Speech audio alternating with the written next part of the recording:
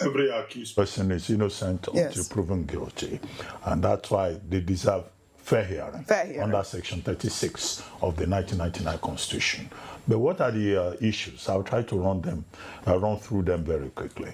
The issue has two legs to it. There is a political side that the Nigerian government has been dealing with. You know, people from the East, interested parties like Showore, saying that, look, you have to deal with this issue. It's not just law, stricto sensu. You can find a political situation, and there are leaders from the Southeast who have been saying a political solution is a better option. Now, the Buhari administration did not take that option, saying that the matter was before the courts.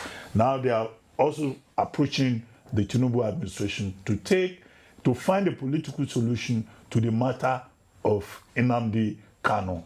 Whether President Tinubu would take that advice or not remains to be seen. There are persons who have been saying that even with the aggressiveness from ADC and the opposition, maybe to win votes in the Southeast, President Tinubu should just release Nnamdi Kanu, because that may translate into a political game. But it's up to the government of the day to look at that matter.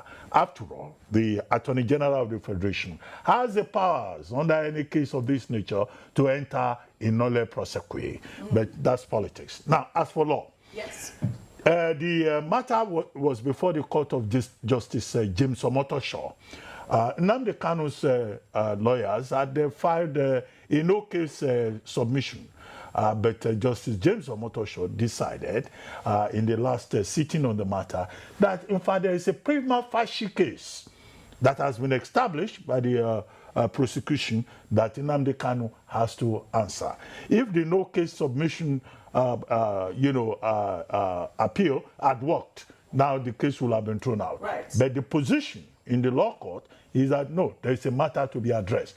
And Justice Omotosho also ruled that, look, in this particular matter, there are terrorism charges that have been established. And there are three, that the defense lawyers could not establish a case of extraordinary rendition, which is, that he was abducted, from Kenya and brought to Nigeria by force. So the court, as at this moment, says there is a case to be answered. Secondly, Justice James Omotosho also said the NMA should form a committee on this matter of health to look at the condition of Nnamdi Kanu. And that matter, the NMA couldn't finish its work within the time frame given.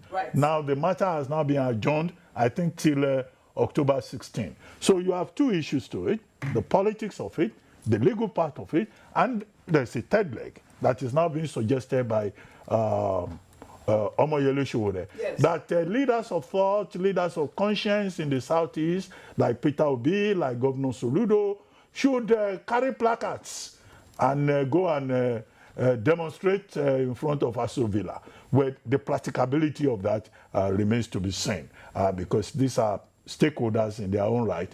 I don't know whether Mr. Peter Obi will want to carry placards, and whether a governor will go and carry placards and march. He's going to the so he's going to. Mr. Peter Obi wants to carry placards. No, I said Omoyele said he's going to go. He can do it, but he's inviting all Nigerians with conscience. The choice is for those leaders from the Southeast. In this country where there is accidental discharge and where policemen are very quick to use tear gas, I don't know who will take that respect. Omoyele Sowore is an activist. And everyone speaking up at this point, it is their right to speak up for what they see as injustice. Obiagwocha has been quite vocal. In fact, he's been nominated by Nnamdi Kanu as the chief negotiator with the federal government at this point. We will continue to follow up on the story.